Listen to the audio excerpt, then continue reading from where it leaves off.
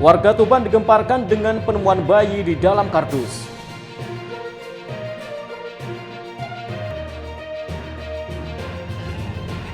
Pemkab Bojonegoro pastikan program angkutan pelajar gratis tetap berjalan.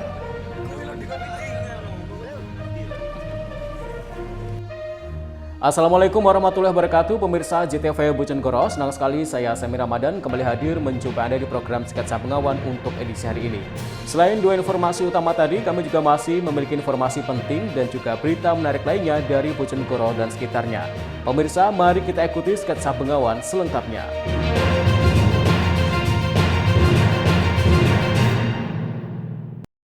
Pemirsa, kita awali informasi yang pertama. Sesosok bayi di dalam kardus ditemukan tergeletak di sebuah teras musola Kabupaten Tuban. Bayi yang diperkirakan berusia 1 minggu itu ditemukan warga saat hendak azan. Diduga bayi laki-laki itu sengaja dibuang oleh orang tuanya. Warga Kelurahan Panyuran, Kecamatan Palang, Kabupaten Tuban pada Kamis malam digegerkan dengan penemuan sesosok bayi di dalam kardus tergeletak di teras musola desa setempat. Bayi yang diperkirakan berusia 1 minggu itu pertama kali ditemukan warga yang hendak azan Isya di musola setempat. Saat itu bayi ditemukan dalam kondisi telanjang di dalam kardus. Bayi berjenis kelamin laki-laki itu kondisinya menggigil kedinginan karena hanya berbalut kain tipis. Penemuan bayi ini seketika menggegerkan warga sekitar hingga akhirnya dilaporkan kepada petugas kepolisian. Oleh petugas, bayi tersebut kemudian dibawa ke klinik Muhammadiyah yang ada di dekat lokasi. Selanjutnya dirujuk ke Rumah Sakit Umum Daerah Kusma Tuban guna mendapat perawatan. Saat ini kondisi bayi laki-laki tersebut dalam kondisi sehat. Ceritanya ada bayi ditaruh di musola ini, terus ada tamir musola yang mau azan itu melihat terus habis itu bayi itu saya bawa ke rumah ini, terus sama Pak RT dilaporkan ke desa, polsek, terus dibawa ke rumah sakit. Sekarang posisi bayinya di rumah sakit dalam kondisi sehat. Pak, itu kondisi ditemukan seperti apa sih Pak, kondisi bayinya? Gimana? Kondisi bayi saat ditemukan itu seperti apa di dalam? Nggak pakai baju Mas, nggak ada hanya diselimuti aja. Masuk kardus itu? Iya, di kardus itu. Kasus pembuangan bayi ini kini dalam penanganan Satreskrim Polres Tuban. Polisi masih melakukan penyelidikan untuk mengetahui identitas orang tua dan motifnya membuang sang bayi. Untuk mengungkap kasus ini, polisi akan berkoordinasi dengan bidan-bidan desa dan puskesmas sekitar yang mungkin mengenali ciri-ciri bayi. Petugas polsek membawa bayi tersebut ke rumah sakit untuk diadakan pemeriksaan dan perawatan. Dan selanjutnya menghubungi PPA dan Satreskrim Seterjatan Ras untuk membantu pengungkapan penemuan bayi tersebut. Demikian. Sebelumnya ada yang dicurigai dan di lokasi kejadian? Ya, belum ada. Sampai sekarang juga petugas masih di lokasi. Belum ada tanda-tanda warga terdekat yang punya bayi itu. Kondisi bayinya? Alhamdulillah sehat. Jenis kelamin? Laki-laki. Itu usia berapa ya? Sekitar berapa minggu ya? 6 hari kalau nggak salah. Diduga kuat bayi ini sengaja dibuang oleh orang tuanya. Setelah dinyatakan sehat, bayi laki-laki tersebut akan diserahkan ke dinas sosial agar mendapat perawatan sehari-hari. Ziki Muhammad, Husni Mubarok, CTV, Tuban. Sementara itu warga Kabupaten Ngawi kembali digemparkan dengan temuan jenazah. Kali ini jasad pria tanpa busana ditemukan di aliran sungai. Kasus ini kini dalam penanganan Satreskrim Polres Ngawi. Warga desa Katikan, Kecamatan Gedunggalar, Kabupaten Ngawi digemparkan dengan penemuan jenazah seorang pria tanpa busana di aliran sungai desa setempat. Belum diketahui identitas jenazah tersebut, warga menduga jenazah tersebut terseret banjir hingga tersangkut di bebatuan. Salah satu warga setempat, Handoko, mengaku saat itu ia sedang ke sungai dan mencium aroma tidak sedap. Saat ditelusuri ternyata ada jenazah pria tanpa busana di aliran sungai yang tersangkut di bebatuan. Dia harus menggalir ngising Terus? disuruh mau Jenis kelaminnya apa Mas? laki-laki Mas. Perkiraan usianya? 40-an ya Mas. 40-an. Tadi sekitar jam berapa?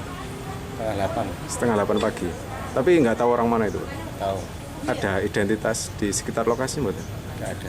Kondisi ditemukan seperti apa? Terus sudah terbujur kaku ini. Tersangkut di bebatuan itu. bukan warga sini? Bukan. Tanya bukan. Tahu. Oh.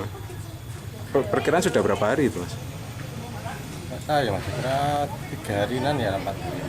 Sudah 3 harian. Tapi memang baru kali ini jenengan di belakang itu. Itu di aliran sungai apa itu, Mas? Sungai besar itu Mas. Tapi memang biasa arusnya deras nggak? Ya kalau hujan sudah. Kalau enggak ya kecil. Sementara itu, Kepala Desa Katikan, Wahyu Hidayat menjelaskan, setelah mendapat informasi dari masyarakat terkait temuan jenazah tersebut, selanjutnya ia berkoordinasi dengan Bapinsa dan Babin Kamtibmas untuk diteruskan ke pihak Polsek Kedunggalar. Menurutnya, jika melihat ciri-cirinya, jenazah tersebut bukan warga setempat. Besar kemungkinan pria tanpa busana tersebut meninggal sekitar 3-4 hari. Sedangkan usia sekitar 40-50 tahun. Jenazah diduga akibat terseret banjir karena air sungai sempat meluap beberapa hari terakhir. Oleh Pak Kasun berkaitan dengan adanya penemuan mayat di sungai yang sudah meninggal dan sudah berbau. Terus akhirnya saya datang ke lokasi, ngecek, memastikan benar dan tidaknya, dan ternyata benar. Akhirnya saya laporan dari Babinsa, Babin Kamtibmas, terus diteruskan saya juga laporan di Polsek setempat. Untuk sementara hasil koordinasi pemerintah desa dengan RT, Kasun dari 2 dusun Katian, di atasnya ada dusun Bojenggel. Sementara dari warga desa Katikan tidak ada warga yang hilang sementara. Jadi sementara itu informasi yang... Pak, kalau aliran sungai itu biasa airnya deras atau enggak, Pak? 3 hari yang lalu memang ada banjir, lumayan deras. Cuman kalau biasa tidak terlalu deras karena ini bukan sungai besar, akan tetapi saluran irigasi. Jadi di atas itu kayak buangan dari sawah, dari pemukiman. Jadi memang bukan sungai besar. Selanjutnya, petugas mengevakuasi jenazah tersebut dan dibawa ke Rumah Sakit Umum Daerah Dr. Suroto untuk dilakukan visum. Kasus temuan jenazah ini kini dalam penanganan Satreskrim Polres Ngawi. Ita Wahyu, CTV Ngawi. Pemirsa, program angkutan pelajar gratis yang digagas oleh pemerintah Kabupaten Bojonegoro melalui Dinas Perhubungan setempat dipastikan akan tetap berjalan pada tahun 2025 ini. Saat ini angkutan pelajar gratis menggunakan sedikitnya 91 armada. Program angkutan pelajar gratis merupakan salah satu terobosan dari Pemkab Bojonegoro melalui Dinas Perhubungan setempat untuk memberikan pelayanan keberangkatan atau pulang sekolah bagi para pelajar. Program tersebut menjadi salah satu upaya mengurangi resiko angka kecelakaan pelajar, sekaligus memberikan kemudahan fasilitas kepada mereka, serta untuk meringankan beban orang tua. Program tersebut sudah berjalan sejak tahun 2024 dan mendapatkan tanggapan positif bagi para pelajar maupun orang tua siswa. Tercatat di tahun 2024 ada sebanyak 74 armada yang digunakan. Namun karena antusiasme pengguna, akhirnya ditingkatkan menjadi 91 armada. Pelayanan angkutan pelajar gratis sendiri meliputi beberapa jalur, di antaranya Bojonegoro Baurno, Bojonegoro Temayang, Bojonegoro Padangan, dan rute Bojonegoro dalam kota. Dengan jam operasi mulai dari jam setengah 6 hingga jam setengah 8 pagi, kemudian kepulangan jam 11 siang hingga jam 3 sore. Kepala Bidang Angkutan Dinas Perhubungan Kabupaten Bojonegoro, Muhammad Aris mengatakan, program angkutan pelajar gratis di tahun 2025 masih akan berjalan. Namun untuk jumlah armada, apakah ada penambahan atau tidak masih belum bisa dipastikan. Meski begitu, jumlah armada yang disiapkan jumlahnya masih sama seperti tahun sebelumnya, yakni 91 armada. Aris menambahkan jumlah pelajar pengguna angkutan pelajar gratis sejak bulan Oktober hingga Desember 2024 tercatat ada sebanyak 164.000 perjalanan, di mana per hari bisa sampai 2.800 hingga 3.000 perjalanan. Dan jika dikalkulasikan dalam sehari, ada sekitar 1.500 siswa yang menggunakan. Kalau untuk 2025 kita masih berproses ya administrasinya, untuk jumlahnya kita masih belum bisa memastikan. Yang tentunya paling tidak sama dengan tahun lalu, dimungkinkan nanti ada penambahan berdasarkan data siswa yang ingin menggunakan itu. Jadi kita masih belum bisa memastikan jumlahnya, tapi kita bisa melihat database kemarin paling tidak sama dengan tahun kemarin. Untuk terakhir ada sekitar berapa armada Pak yang beroperasi untuk angkutan pelajar? Untuk yang tahun 2024 kemarin sampai Desember itu akhir sebelum liburan ada 91 armada yang melayani siswa. Ini angkutan gratis seperti ini dimanfaatkan siswa itu ada berapa ratus atau mungkin sudah berapa sekolah yang menggunakan transportasi ini Mas? Berdasarkan data tahun 2024 kemarin untuk siswa yang menggunakan dari bulan Oktober sampai Desember itu sudah ada 164 ribuan perjalanan PP itu. Jadi kira-kira per hari antara 2.800 perjalanan sampai 3.000 perjalanan. Kalau kita kalkulasikan kurang lebih sekitar 1.500 siswa yang menggunakan perharinya itu. Sekedar diketahui, program angkutan pelajar gratis ini dianggarkan sebanyak 7,4 miliar rupiah untuk setiap tahunnya. Edo Jody Aldian, JTV, Bojonegoro. Stasiun Bojonegoro dapat tambahan kereta api jarak jauh. Informasinya akan kami hadirkan sesaat lagi, tetaplah di Sketsa Pengawan.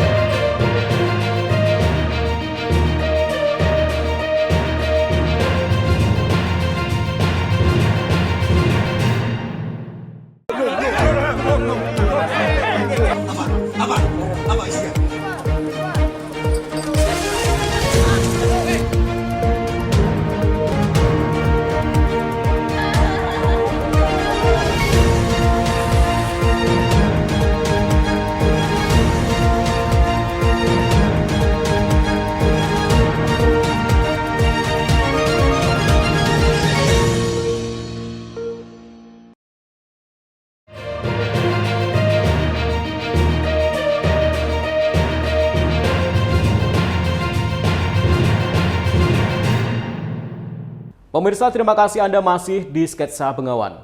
Mulai tanggal 1 Februari 2025, stasiun kereta api Bojonegoro akan mendapatkan tambahan kereta api jarak jauh dengan berbagai tujuan, baik Jakarta, Bandung, Banyuwangi, Balapan maupun Yogyakarta. Penambahan tersebut dilakukan untuk meningkatkan pelayanan dan kenyamanan bagi para pelanggan. Transportasi kereta api sampai saat ini masih menjadi salah satu pilihan masyarakat Kabupaten Bojonegoro untuk melakukan perjalanan baik ke berbagai daerah di Jawa Timur maupun luar Jawa Timur. Manajer Humas KAI Daob 8 Surabaya, Lukman Arif mengatakan, untuk meningkatkan mobilitas masyarakat khususnya dari Kabupaten Bojonegoro, akan ada 9 kereta api jarak jauh dengan tujuan Jakarta. Selain itu terdapat 2 kereta api jarak jauh tujuan Bandung, 2 kereta api tujuan Jember dan Banyuwangi, serta 1 kereta Sancaka Utara dengan tujuan Cilacap melalui Solo, Yogyakarta dan berakhir di Cilacap. Adapun kereta tujuan Solo, Yogyakarta dan Cilacap yakni kereta api Sancaka Utara. Kemudian kereta api tujuan Jember dan Banyuwangi ada kereta api Padalungan dan kereta api Blambangan Express. Sementara untuk tujuan Bandung terdapat kereta api Harina Pagi dan Harina Malam. Kemudian tujuan Semarang ada kereta api Ambarawa Express, serta tujuan Jakarta ada sebanyak 9 kereta api baik Kertajaya, Sembrani, Dharma Wangsa, dan beberapa kereta lainnya. Penambahan kereta api di stasiun Bojonegoro ini mulai dilakukan pada 1 Februari 2025. Ini dilakukan sebagai upaya untuk memberikan pelayanan terbaik, terutama meningkatkan kualitas operasional kenyamanan, keselamatan, dan kepuasan bagi para penumpang. Per 1 Februari 2025, PT KAI mulai memperlakukan grafik perjalanan kereta api atau GPK 2025. Pemberlakuan GPK 2025 ini merupakan bagian dari upaya berkelanjutan untuk meningkatkan pelayanan, kenyamanan, serta mendukung mobilitas masyarakat, khususnya dari Kabupaten Bojonegoro ke berbagai wilayah.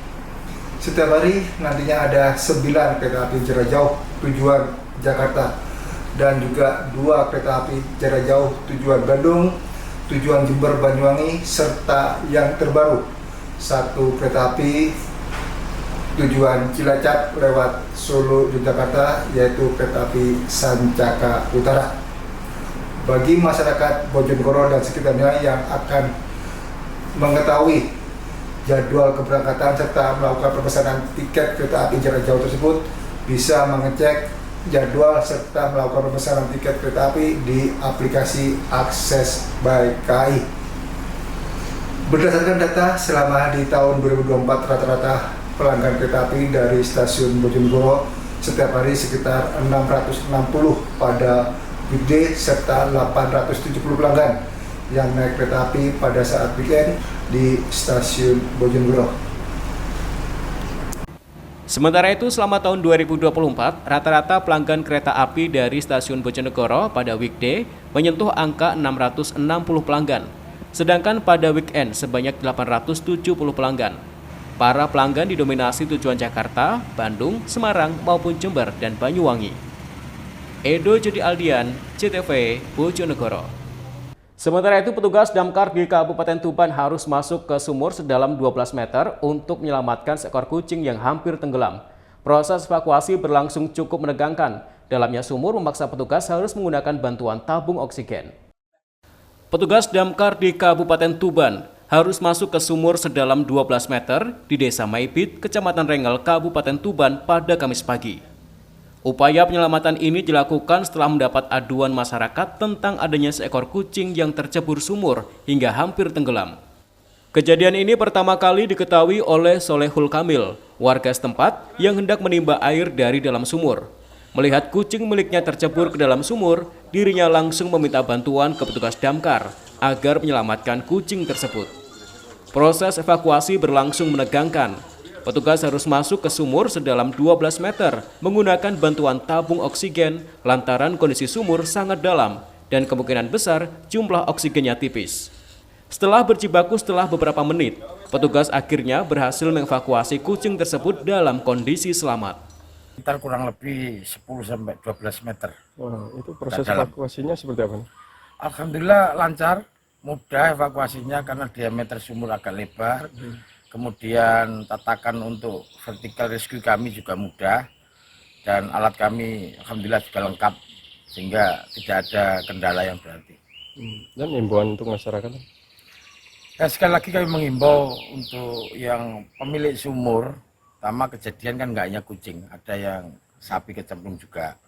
Tolong dikasih tutup, kalau nggak bisa permanen ya tutup, buka tutup gitu yang mudah diambil. Kalau nggak terpaksa nggak ada tutupnya, ya ada pengawasan lah. Pertama beberapa kali kemarin itu sapi dan ini kucing. Dan untuk pemilik kucing sendiri, ya tolong kucingnya ini dipantau lah, jangan sampai terjadi hal-hal seperti kemarin. Petugas menghimbau agar warga yang memiliki sumur di dekat pekarangan rumah ditutup jika tidak digunakan, sehingga kejadian serupa tidak kembali terulang. Siki Muhammad, Husni Mubarak, CTV, Tuban. Pemirsa, harga daging ayam di pasar-pasar tradisional Kabupaten Bojonegoro mengalami penurunan cukup signifikan hingga Rp2.000 per kilogram. Penurunan harga dipicu tingginya permintaan daging ayam sejak adanya program makan bergizi gratis atau MBG. Harga daging ayam di sejumlah pasar tradisional Kabupaten Bojonegoro mengalami penurunan cukup signifikan. Kondisi tersebut salah satunya seperti terpantau di pasar tradisional Kecamatan Sumberjo, Kabupaten Bojonegoro. Harga daging ayam terpantau turun sebesar Rp2.000 per kilogram untuk ayam potong, serta Rp5.000 untuk ayam kampung. Harga daging ayam potong yang sebelumnya mencapai Rp37.000 per kilogram, saat ini turun di kisaran Rp35.000 per kilogram. Sedangkan daging ayam kampung yang sempat menembus Rp75.000 per ekor, saat ini tinggal berada di kisaran Rp70.000 per ekor, atau turun hingga Rp5.000 per ekornya. Para pedagang menduga turunnya harga daging ayam ini lebih disebabkan karena permintaan daging ayam sangatlah tinggi, terutama sejak berjalannya program pemerintah Makan Bergizi Gratis atau MBG di Kabupaten Bojonegoro. Para pedagang mengaku sejak adanya program tersebut pesanan daging ayam dari pembeli cukup ramai.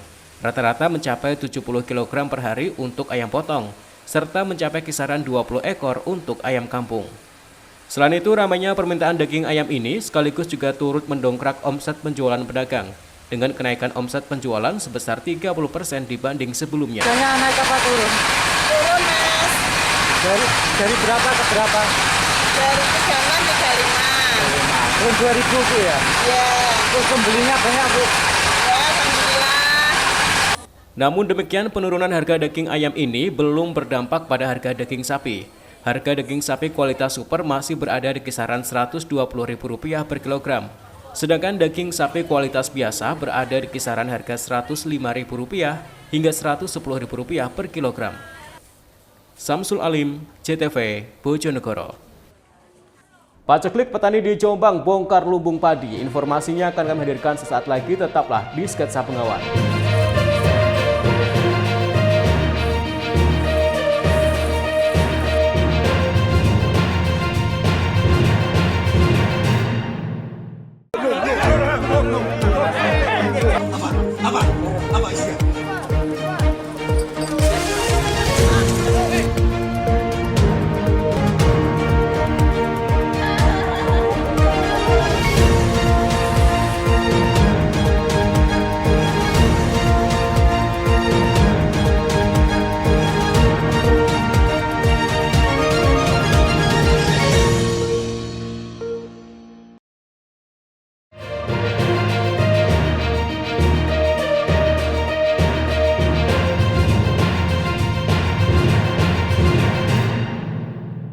Pemirsa, terima kasih Anda masih di Sketsa Bengawan. Sejumlah petani di Kabupaten Jombang memiliki cara unik untuk menyiasati masa paceklik. Mereka sudah menyiapkan kebutuhan mendesak melalui lumbung padi. Usaha kelompok yang dirintis sejak tahun 1963 ini masih eksis hingga saat ini. Dari simpanan 1 gelas gabah, kini berkembang hingga mencapai 80 ton gabah. Sejumlah petani di Dusun Banjarsari, Desa Bareng, Kecamatan Bareng, Kabupaten Jombang mulai membongkar padi yang sudah tersimpan di lumbung sejak setahun silam.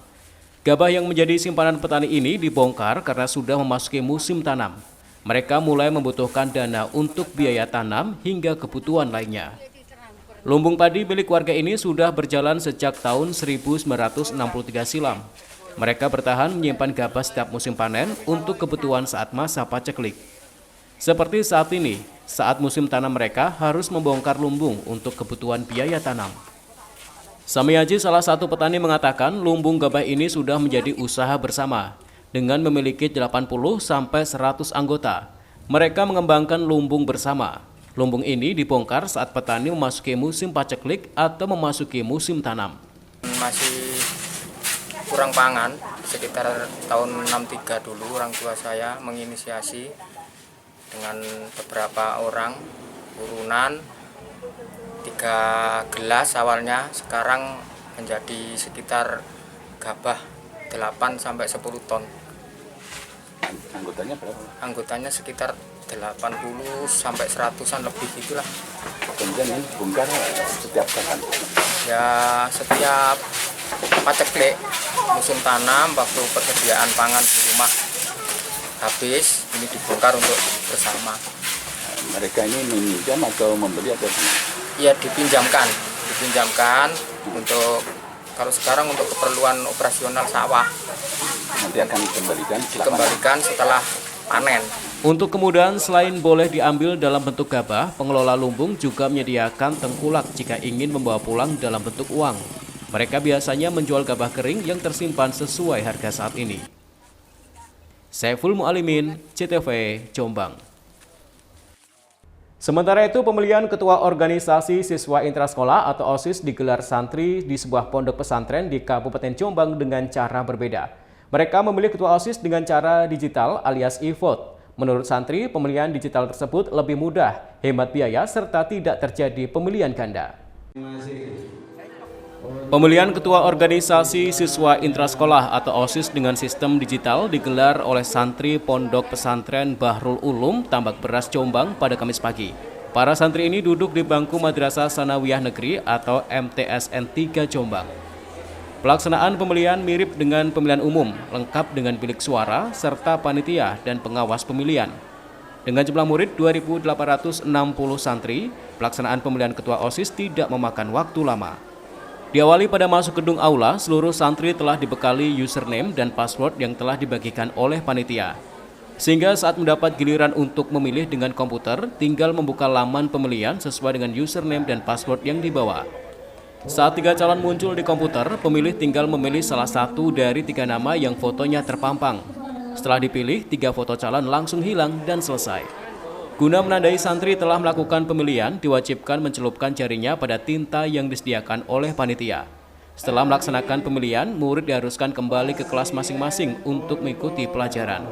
Nanti bisa langsung masukkan username dan password, login lalu bisa langsung memilih kandidat yang akan dipilih, bisa langsung kembali untuk menancapkan tinta di tangannya. Keuntungannya apa pakai sistem ini? Nah, untuk keuntungannya nanti biasanya kalau di pemilihan itu kita pakai surat suara, jadi kita harus membuka satu persatu, menghitung satu persatu. Namun jika menggunakan digital bisa langsung terbuka dan tidak akan adanya golput. Misalkan ada yang nyoblos 2 itu tidak ada, nanti bisa hanya dipilihnya cuma 1.